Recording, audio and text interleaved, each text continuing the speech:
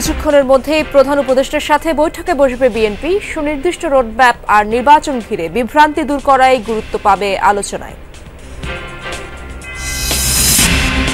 ভিসির পদত্যাগ সহ বিশ্ববিদ্যালয় খুলে দেওয়ার দাবিতে কুয়েটে অব্যাহত শিক্ষার্থীদের বিক্ষোভ। সুনামগঞ্জ মেডিকেলে হাসপাতাল চালুর দাবিতে সড়ক অবরোধ। লাগাতার আগ্রাসন আর বিশ্বজুড়ে নিন্দার মুখেই নেতানিয়াহুর গাজা পরিদর্শন। দিলেন হামাস নির্মূলের হুমকি। ইসরায়েলের সমালোচনায় মুখর ইতালি।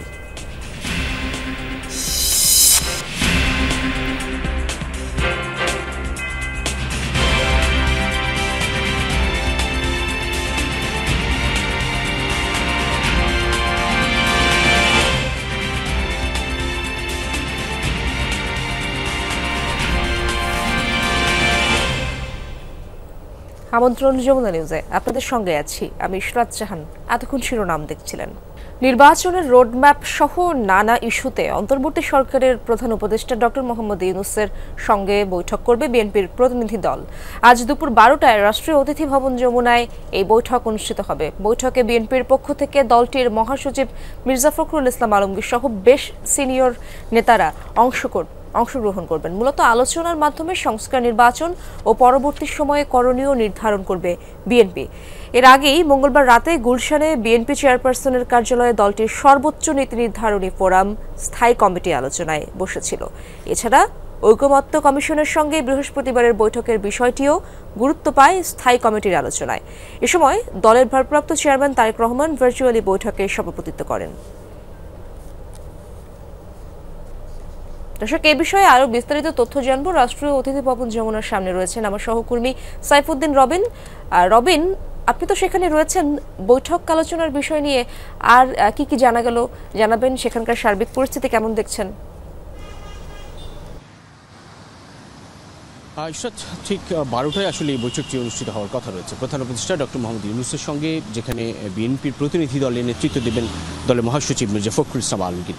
মূলত এই বৈঠকটির মূল লক্ষ্যই হচ্ছে প্রধান উপদেষ্টার সঙ্গে আলোচনা করে নির্বাচনের সুনির্দিষ্ট রোডম্যাপ ঘোষণা করা, অর্থাৎ প্রধান উপদেষ্টা যেন দ্রুততম সময়ের মধ্যে নির্বাচনের সুনির্দিষ্ট রোডম্যাপ ঘোষণা করেন, সে বিষয়েই তার সঙ্গে আলোচনা করবে বিএনপি। কেননা এর আগে ডিসেম্বর থেকে জুন কিংবা সর্বশেষ বিএনপির প্রতিনিধি দলের সঙ্গে মধ্য ফেব্রুয়ারিতে যে বৈঠকটি হয়েছিল প্রধান উপদেষ্টার, সেখানেও যে সম্ভাব্য সময়সীমা ছিল জাতীয় নির্বাচন ডিসেম্বর নাগাদ, সেই বিষয়গুলোর আরও একবার আলোচনায় উঠে আসবে। এই অর্থে যে সুনির্দিষ্টভাবে এখন পর্যন্ত রোডম্যাপ ঘোষণা না হওয়া, এবং দিন যত যাচ্ছে ততই বিএনপি মনে করছে এক ধরনের অনিশ্চয়তা কিংবা নির্বাচন বিলম্বের চেষ্টা সেই সব হচ্ছে, এবং সে কারণেই তারা প্রধান উপদেষ্টার কাছ থেকে একেবারে সুনির্দিষ্ট ফোরামে কিংবা সুনির্দিষ্টভাবে জাতির উদ্দেশ্যে কোনো সংবাদ সম্মেলনের মধ্য দিয়ে কিংবা ভাষণের মধ্য দিয়ে সুনির্দিষ্ট রোডম্যাপ ঘোষণা করবেন প্রধান উপদেষ্টা, এমন প্রত্যাশার কথাই জানতে চাইবে বা এমন প্রত্যাশাই করে বিএনপি, এবং সে কারণেই প্রধান উপদেষ্টার কাছে তারা সেই প্রত্যাশার কথা ব্যক্ত করবেন। শুধুমাত্র সুনির্দিষ্ট রোডম্যাপ জাতীয় নির্বাচনে সেটি আলোচ্য বিষয় হবে আজকের এই বৈঠকে এমনটি নয়, এর পাশাপাশি নির্বাচন সংক্রান্ত নানান বিষয়ে আসলে বিএনপির তরফ থেকে আলোচনায় উঠে আসবে। যেমনটি সীমানা নির্ধারণ সংশোধন আইন যে বিষয়টি, সেটি নিয়েও এক ধরনের অনিশ্চয়তা কিংবা বিএনপি মনে করছে সেটা নিয়ে ইসিকে সর্বোচ্চ সহযোগিতা করছে না সরকার, এবং সেই লক্ষ্যে তারা তাদের প্রস্তাবনা তুলে ধরবেন, এবং এনআইডি সংক্রান্ত যে জটিলতা রয়েছে সেটি নিয়েও আলোচনা হবে বিগত সরকারের, বিগত যেই ক্ষমতাচ্যুত সরকার, সেই সরকারের সময়কার যে প্রশাসনিক কর্মকর্তারা তারা এখনও রাষ্ট্রের বিভিন্ন গুরুত্বপূর্ণ পর্যায়ে দায়িত্বশীল রয়েছেন, সেই জায়গাটায় আরও একবার বিএনপি তুলে ধরবে যে সুষ্ঠু নির্বাচনের ক্ষেত্রে সেটিও এক ধরনের অন্তরায় হতে পারে, এবং সেই সঙ্গে বিগত সরকারের শাসন আমলে যেই সকল সরকারি কর্মকর্তারা, প্রশাসনিক কর্মকর্তারা বৈষম্যের শিকার হয়েছেন, তাদের পদায়নের বিষয়টিও আলোচ্য সূচিতে আজকে গুরুত্ব পাবে। এবং বিএনপির তরফ থেকে বারবার যেটি বলা হচ্ছে যে সুনির্দিষ্ট রোডম্যাপ, অর্থাৎ ঠিক কবে নির্বাচন হবে সেটি নির্বাচনের সুনির্দিষ্ট সেই ধারণার উপর নির্ভর করে যে তফসিল ঘোষণার বিষয়গুলো থাকে, সেই সব প্রস্তুতি, সেই সব বিষয়গুলোর জন্য সুনির্দিষ্ট রোডম্যাপ ঘোষণা করাটা জরুরি বলে মনে করে বিএনপি, এবং সে কারণেই তারা প্রধান উপদেষ্টার কাছ থেকে স্পষ্ট বক্তব্য বক্তব্য প্রত্যাশা করে, কেননা বিএনপি মনে করছে যে উপদেষ্টাদের তরফ থেকে নানান ধরনের বিভ্রান্তিমূলক বক্তব্য ছড়ানো হচ্ছে, যে কারণে নির্বাচন নিয়ে যে শঙ্কায় দলটি এবং অন্যান্য বাদবাকি রাজনৈতিক দলগুলো সেসব বিষয়গুলো তারা উত্থাপন করবেন প্রধান উপদেষ্টার কাছে, এবং সেখান থেকে আশ্বস্ত হওয়ার প্রেক্ষিতে আগামীর কর্মসূচি বা আগামীর কর্মপরিকল্পনা নির্ধারণ করবে। যদি আশ্বস্ত না হয় বিএনপি, তাহলে হয়তো বা পরবর্তীতে সেই সবগুলো বিষয়ই জানবো আপনার মাধ্যমে এবং দর্শকদেরও জানাবো। ধন্যবাদ আপনাকে রবিন। মামলা নামক শেকল থেকে এখনো মুক্ত হতে পারেননি বিভিন্ন রাজনৈতিক দলের নেতাকর্মী। আদালতের দ্বারে দ্বারে হাজিরা দিয়ে সর্বস্ব হারিয়েছেন কেউ কেউ। পারিবারিক জীবনেও পড়েছে বিরূপ প্রভাব। পাবলিক প্রসিকিউটর জানিয়েছেন কিছু মামলা আইনি প্রক্রিয়ায় আর কয়েকটি রাষ্ট্রীয় সিদ্ধান্তে প্রত্যাহার করা হচ্ছে। মোহাম্মদ মহিউদ্দিন পেশায় ব্যবসায়ী, পরিবার নিয়ে থাকেন ব্রাহ্মণবাড়িয়া, কিন্তু ঢাকা মহানগর দায়রা জজ আদালতের প্রতিটি কোণা তার পরিচিত। গেল 10 বছর ধরে নিয়মিত আসা যাওয়া আদালত চত্বরে। মামলায় অভিযোগ রাষ্ট্রের বিরুদ্ধে ষড়যন্ত্র করেছেন, যদিও তার দাবি মূল অপরাধ রাজনৈতিক পরিচয়। পুলিশ বলছে, মামলা আয়ু বলছে, তাদের কেমন মামলা দিব, যাদের তারা জামিন না পাস, লক্ষ লক্ষ টাকা নষ্ট হইল, মান সম্মানগুলো, কর্মক্ষেত্র নষ্ট হইল। এখন আমাদের রাস্তায় দাঁড়ানোর মতো অবস্থানে। জানালেন এজন্য জেলেও যেতে হয়েছে একবার, সহ্য করতে হয়েছে রিমান্ডের নামে অমানবিক নির্যাতন। 12 দিন রিমান্ডে নেওয়া হয়েছে, অকথ্য নির্যাতন করা হয়েছে, ইলেকট্রিক শর্ট দেওয়া হয়েছে, আমাদেরকে মিথ্যা স্বীকারোক্তি আদায়ের জন্য অনেক নির্যাতন করা হয়েছে। রাজনৈতিক প্রতিপক্ষকে ঘায়েল করতে এই প্রশাসনিক অস্ত্রের ব্যবহার পুরনো। আওয়ামী লীগের প্রতিপক্ষ হিসেবে যারাই মাঠে ছিলেন গেল 15 বছরে তারা তা হারে হারে টের পেয়েছেন। 326টা মামলা নিয়ে আমি গ্রেপ্তার হয়েছি। 18 সালে আমি 6 মাস 22 দিন জেল খেটেছি। হত্যা মামলা আমাকে 1 নম্বর আসামি করছে। সেই মামলায় এখন আমাকে কোর্টে যেতে হয়। ঈদের আগে আমি 22 তারিখে কোর্টে গেছি, আবার আজকেও আমার কোর্ট ছিল। আর্থিকভাবে বলেন, সামাজিকভাবে বলেন, এই মামলা আমাদের জীবনকে তছনছ করে দিয়েছে। আমাদের ছেলেপেলে, আমাদের সহকর্মীরা, আমার সহযোদ্ধারাও এই আর্থিক অনটনের কারণেও কিন্তু অনেকে এই মামলার হাজিরা বা খালাস করতে পারছেন না। ফ্যাসিস্ট আমলে সর্বমোট 7টি মামলার আসামি হয়েছিলাম, যেগুলো প্রত্যেকটাই ছিল মিথ্যা মামলা। এর মধ্যে ইতিমধ্যে আমার মাত্র 2টি মামলা প্রত্যাহার হয়েছে, বাকিগুলো এখনো প্রত্যাহার হয়নি। বিএনপির দাবি নেতাকর্মীদের নামে মামলা হয়েছে লক্ষাধিক। আওয়ামী লীগ সরকারের পতনের পর বিচারিক প্রক্রিয়ায় বাতিল হয়েছে বড় বড় নেতাদের বিরুদ্ধে করা বেশ কিছু মামলা। রাষ্ট্রীয় সিদ্ধান্তে ঢাকার আরও প্রায় 1000 খানেক প্রত্যাহারের অপেক্ষায়, কিন্তু কেন্দ্র পর্যন্ত যাদের পৌঁছানোর সক্ষমতা নেই তাদের অনেকেই রয়ে গেছেন হিসেবের বাইরে। আদালতের মাধ্যমে অনেকগুলো মামলা আমরা শেষ করার চেষ্টা করছি। এর মধ্যে অনেকগুলো মামলা আমরা এখানে শেষও করেছি। এখন থানার মামলাগুলো সরকার ইচ্ছা করলে সেগুলি যেহেতু গায়েবী মামলা বা মিথ্যা মামলা, আদি মামলা, সেই মামলাগুলো যে তদন্তকারী কর্মকর্তা তার মাধ্যমে সেগুলিকে ফাইনাল রিপোর্ট দেওয়া যেতে পারে। পট পরিবর্তন হলেও রাজনৈতিক এই অস্ত্রের ব্যবহার বন্ধ হয়নি।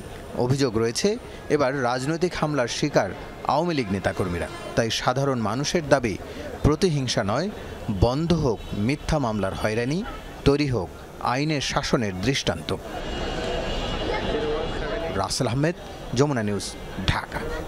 নোয়াখালীর বেগমগঞ্জে বালুবাহী 2টি ডাম্প ট্রাকের সংঘর্ষে 2 জন নিহত হয়েছে। ভোর 4:30টার দিকে লক্ষ্মীপুর নোয়াখালী সড়কের নাজিরপুর এলাকায় এই দুর্ঘটনা ঘটে। স্থানীয়রা জানায় রাতে লক্ষ্মীপুর থেকে ছেড়ে আসা বালুবাহী একটি ডাম্প ট্রাকের চাকা পাংচার হলে নাজিরপুর এলাকায় এসে দাঁড়ায়। ভোরে একই দিক থেকে বালু বোঝাই আরেকটি ডাম্প ট্রাক এসে দ্রুত গতিতে ধাক্কা দেয়। এতে দাঁড়িয়ে থাকা ট্রাকটি উল্টে খাদে পড়ে যায়। এ সময় ধাক্কা দেয়া ট্রাকের হেলপার সজীব ও তার সহযোগী সাকিব ঘটনাস্থলে প্রাণ হারায়।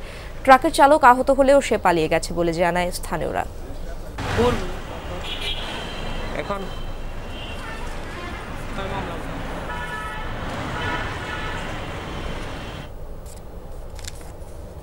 কুয়েটে ভিসি অপসারণের দাবিতে দ্বিতীয় দিনের মতো আন্দোলনে নেমেছে শিক্ষার্থীরা। সেখানে রয়েছেন আমার সহকর্মী প্রবীর বিশ্বাস। সেখানকার সার্বিক পরিস্থিতি তার মাধ্যমে জেনে নেব। প্রবীর, শিক্ষার্থীদের আজকের কর্মসূচি কি রয়েছে এবং তারা কি বলছেন, সার্বিক অবস্থা কেমন দেখছেন সেখানে? শিক্ষার্থীদের এখন একটাই দাবি, ইশরাত। আমরা জানি যে গত 18ই ফেব্রুয়ারি যে সহিংসতার ঘটনা ঘটেছিল এই ক্যাম্পাস এবং ক্যাম্পাস সংলগ্ন আশেপাশের এলাকায়, তারপর শিক্ষার্থীরা কিন্তু 6টি দাবি নিয়ে তারা রাস্তায় নেমেছিল। বিক্ষোভ করেছিল, আন্দোলন করেছিল। সেই 6টি দাবিতে এখন একটি দাবিতে রূপ নিয়েছে, সেটি হচ্ছে বর্তমান উপাচার্য যিনি রয়েছে প্রফেসর ডক্টর মোহাম্মদ মাসুদ, তার অপসারণ। এবং শুধু তাই নয়, তার অপসারণের মধ্য দিয়ে নতুন উপাচার্য নিয়োগ এবং সেই নিয়োগের মধ্য দিয়ে একটি তদন্ত কমিটি গঠন করে সেদিনের ঘটনায় নিরপেক্ষ তদন্ত প্রতিবেদন দেওয়া। কারণ 2 দিন আগে কিন্তু ওই ঘটনার প্রেক্ষিতে যে তদন্ত কমিটিটা গঠন করা হয়েছিল, তারা যে প্রতিবেদনটা দিয়েছিল সেই আলোকে বিশ্ববিদ্যালয় 101তম সিন্ডিকেট সভায় 37 জন শিক্ষার্থীকে সাময়িক বহিষ্কার করেছে। এটিরও তারা প্রতিবাদ জানিয়েছে। সব মিলে শিক্ষার্থীদের আজকের যে আন্দোলন, সেটি আমরা একটু তাদের মুখ দিয়েই একটু জানতে চাই যে আজকে আপনাদের কি ধরনের কর্মসূচি রয়েছে উপাচার্য অপসারণের দাবিতে। আচ্ছা, আজকে আমাদের যে বর্তমান কর্মসূচি সেটা হচ্ছে আমাদের শিক্ষকদের একটা মিটিং আছে। তো আমরা শিক্ষকদেরকে অনুরোধ করব যেন হচ্ছে এই অবাঞ্ছিত ভিসির আন্ডারে যেন হচ্ছে ওনারা হচ্ছে মিটিংয়ে না বসে আর কি। আর আমাদের আজকে বিক্ষোভ কর্মসূচি আছে এবং হচ্ছে কি আমরা ক্যাম্পাসে হচ্ছে বিভিন্ন পেস্টুন লাগাবো হচ্ছে ভিসি অপসারণের দাবিতে আর কি। আর আমাদের বিক্ষোভ মিছিল আছে আজকে। এটা কখন নাগাদ শুরু হতে পারে? বিক্ষোভ মিছিলের বিষয়টা আমরা জানিয়ে দেবো কিছুক্ষণের মধ্যে। আমরা শুনছিলাম ইশরাত, আমরা যদি সামনে আরো 2-1 কাছে যাই, যে এই যে হল খুলে দেয়নি, গতকাল শিক্ষার্থীরা হলে প্রবেশ করেছে, মানে এমন আন্দোলনে কেন যেতে হলো? আমরা তো 2 দিন অনশনে ছিলাম, শান্তিপূর্ণ অবস্থান কর্মসূচি পালন করছি। এতে আমরা প্রশাসনের কাছে যখন গেছি, প্রশাসন কোনো আমাদের এদিকে কোনো নজর দেয় না। তারা প্রশাসন নজর দেয়নি, সেই কারণে শিক্ষার্থীরা 6টি হল ভেঙে গতকালই হলে প্রবেশ করেছে এবং তারা আজ বিক্ষোভ মিছিল করবে। ইশরাত, শিক্ষার্থীদের কথা শুনছিলেন আপনি, ধন্যবাদ আপনাকে প্রবীর। হাসপাতাল সুবিধার দাবিতে মহাসড়ক অবরোধ করে বিক্ষোভ করছেন সুনামগঞ্জ মেডিকেল কলেজের শিক্ষার্থীরা। অনির্দিষ্টকালের জন্য ক্লাস বর্জন করে সকালে মদনপুর এলাকায় ক্যাম্পাসের সামনে সিলেট সুনামগঞ্জ মহাসড়কে অবস্থান নেন তারা। এতে বন্ধ হয়ে যায় যান চলাচল। শিক্ষার্থীরা বলছেন, মেডিকেল কলেজের হাসপাতালের ভবন নির্মাণ হলেও এখনও কার্যক্রম শুরু হয়নি। ফলে ওয়ার্ড ক্লাসের জন্য তাদের যেতে হয় 15 কিলোমিটার দূরে সুনামগঞ্জ সদর হাসপাতালে। হাসপাতালটি দূরে হওয়ায় ওয়ার্ড ক্লাসও নিয়মিত হয় না বলে জানান শিক্ষার্থীরা। এতে ব্যাহত হচ্ছে শিক্ষা কার্যক্রম। অবিলম্বে সুনামগঞ্জ মেডিকেল কলেজ হাসপাতালের কার্যক্রম শুরুর দাবি জানান তারা। এদিকে মহাসড়ক অবরোধ করায় যানজটের ভোগান্তি পোহাতে হচ্ছে যাত্রীদের।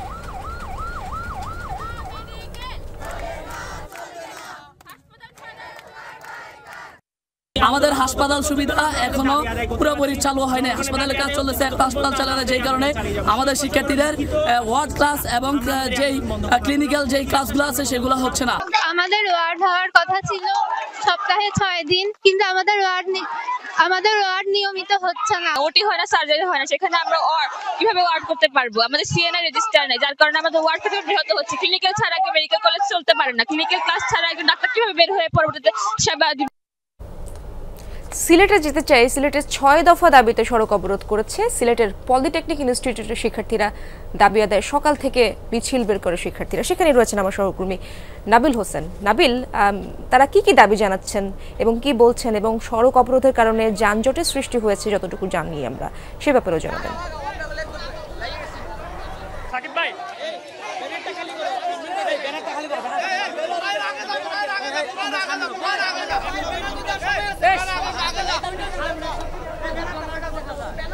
নাবিল, আপনি অবশ্যই আমাকে শুনতে পাচ্ছেন। আপনি যেখানে রয়েছেন সেখানকার খবরাখবর জানাবেন এবং রাস্তা অবরোধের জন্য আমরা আছি সিলেট ঢাকার যে আসলে মহাসড়কের যে সড়কটি অর্থাৎ চণ্ডীপুলের যে সড়ক সেখানে, এবং নিশ্চয়ই দেখতে পাচ্ছেন যে সিলেট পলিটেকনিক ইনস্টিটিউটের অন্তত হাজারো শিক্ষার্থী তারা কিন্তু এই যে সড়কে তারা অবস্থান নিয়েছেন। এই মুহূর্তে তারা তাদের যে দাবি সেটি হচ্ছে যে হাইকোর্টের রায়ে যে ক্রাফট ইনস্ট্রাক্টর যারা আছেন তাদেরকে জুনিয়র ইনস্ট্রাক্টর পদে পদোন্নতির যে রায় দেওয়া হয়েছে তারা সেই রায় বাতিলের দাবি জানাচ্ছেন, এবং সেই রায় বাতিলের দাবিতে তারা আসলে বলছেন যে দীর্ঘ 6 মাসেরও বেশি সময় ধরে তারা আন্দোলন করছেন, কিন্তু সরকারের উচ্চমহল এই বিষয়ে তাদেরকে শুধুমাত্রই আশ্বাস দিয়ে যাচ্ছে। আজকে তারা আর কোনো আশ্বাসে সীমাবদ্ধ থাকতে চান না। তারা বলছেন যে তাদের সেই যে দাবি অর্থাৎ তাদের যে জুনিয়র ইনস্ট্রাক্টর পদ অর্থাৎ শিক্ষক হিসেবে শুধুমাত্রই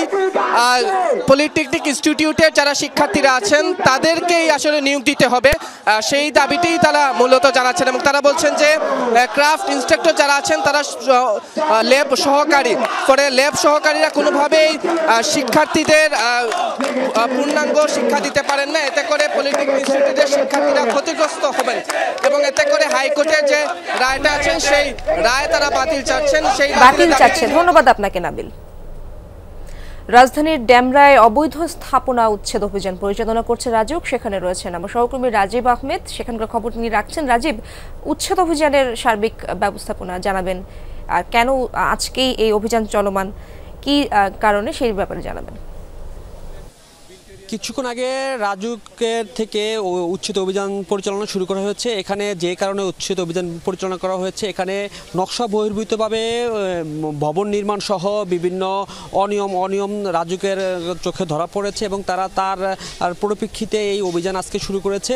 এবং আমরা দেখতে পাচ্ছি যে এখানে যে নকশা বহির্ভূতভাবে যে ভবনগুলো গড়ে উঠেছে সেই ভবনগুলো ভেঙে দেওয়ার জন্য রাজুক থেকে কার্যক্রম পরিচালনা করছে এবং তারা বলছেন যে রাজুকের যে নিয়ম অনুযায়ী বা নকশা অনুযায়ী ভবন নির্মাণের কথা ছিল, তারা সেটা নিয়ম ব্যত্যয় ঘটে তারা এই বহুতল ভবন নির্মাণ করছিল এবং এই ধরনের বহুতল ভবন নির্মাণের ক্ষেত্রে রাজুকের নিয়ম না মানার কারণেই এই ধরনের অভিযান পরিচালনা করেছে। আমরা যদি এখানে নির্বাহী ম্যাজিস্ট্রেটের সাথে একটু আমরা কথা বলেছেন, আসলে এখানে আপনারা কি পেয়েছেন, আপনার সমস্যা পেয়েছেন এখানে যদি একটু কথা।